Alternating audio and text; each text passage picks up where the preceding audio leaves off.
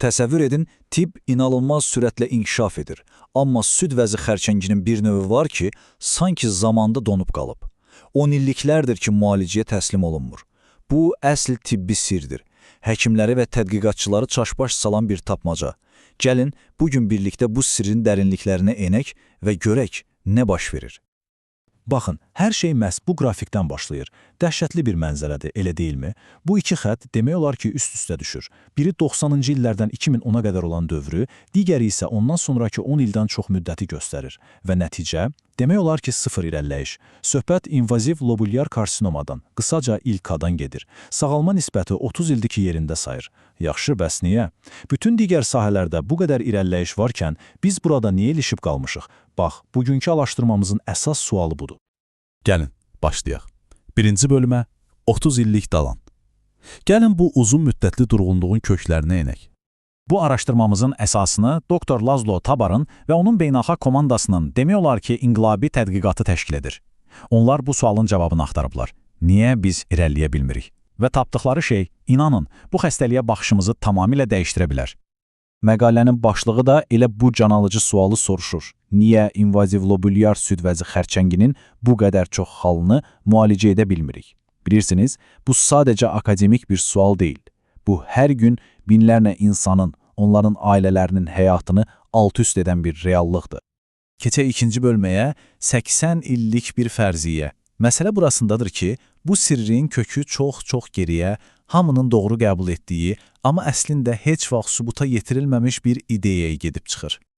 Hər şey 1941-ci ildə başlayır. Foot və Stuart adlı iki patoloq bir fərziyyə irəli sürür. Deyirlər ki, bu xərçəng süd istehsal edən kiçik paycıqların içindəki epitelial, yəni örtük hüceyrələrindən başlayır. Problem nədir?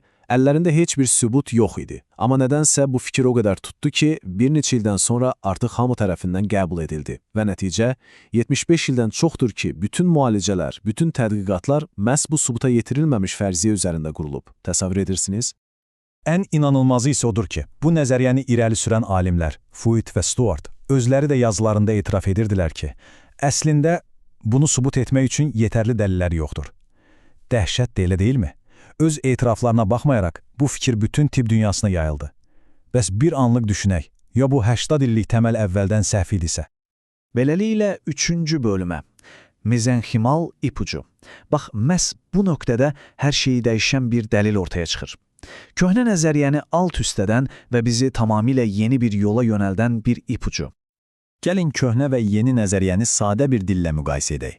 Köhnə nəzəriyyə deyir ki, xərçəng süd vəzinin sanki üzüm salxımlarına bənzəyən hissələrindən başlayır. Amma burada bir problem var. Niyə bu xərçəng hüceyrələrini bir-birinə yapışdıran E-kaderin zulalı yoxdur? Köhnə nəzəriyyə buna cavab verə bilmir. İndi gələk yeni nəzəriyyəyə.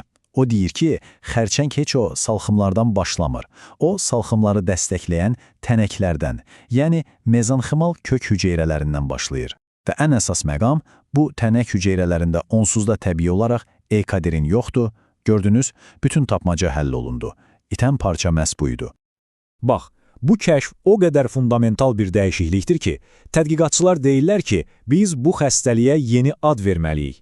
Mezenximal mənşəli süd vəzi xərçəngi, yəni MMSVX. Bilirsinizmi, bu sadəcə bir ad dəyişikliyi deyil, əsla.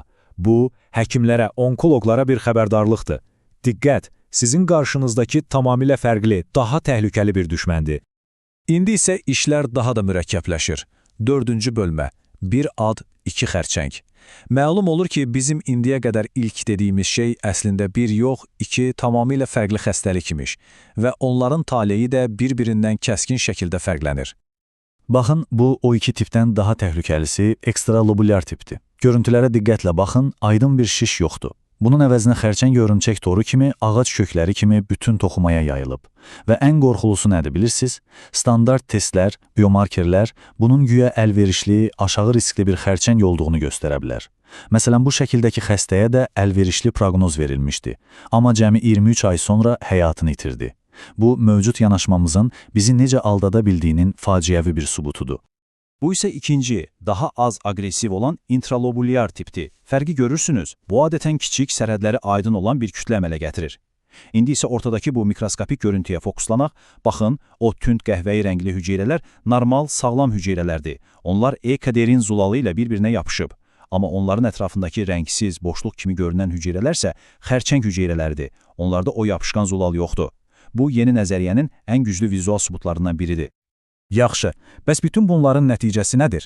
Sağ qalma nisbətindəki fərq nə qədərdir? Hazır olun, çünki rəqəmlər şok edicidir. Intralobulyar, yəni daha az aqressiv tipdə 19 il sonra sağ qalma ehtimalı 84%-dir. Bu çox yaxşı göstəricidir. Amma təhlükəli, yayılmış ekstralobulyar tipdə bu rəqəm cəmi 56%-ə enir. 84 və 56. Fərq inanılmazdır.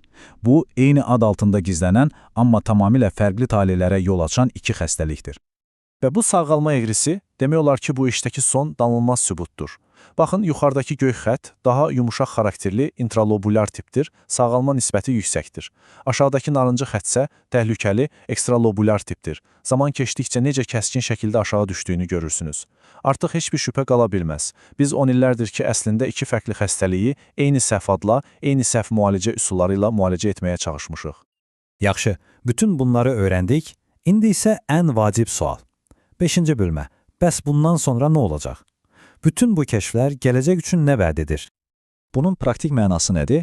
Gəlin sadələşdirək. Birincisi, standart kimyoterapiyalar bu xərçəngə demək olar ki, təsir etmir. Çünki onlar epitelial xərçənglər üçün hazırlanıb, mezenkimal üçün yox. Deməli, bizə tamamilə yeni dərmanlar lazımdır. İkincisi, molekulyar testlər bizi aldada bilər, amma mammografiya kimi görüntüləmə üsulları bizə daha doğru məlumat verir, yəni proqnozu daha yaxşı göstərir. Və üçüncüsü, bu yayılmış hörümçək toru kimi olan tipi cərrahi yolla tamamilə təmizləmək inanılmaz dərəcədə çətindir, bəzən isə sadəcə mümkün deyil.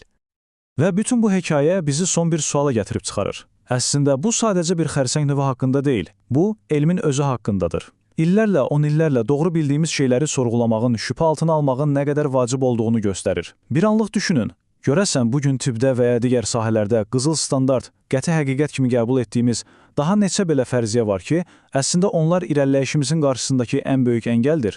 Bax, əsl düşünməli olduğumuz sual budur.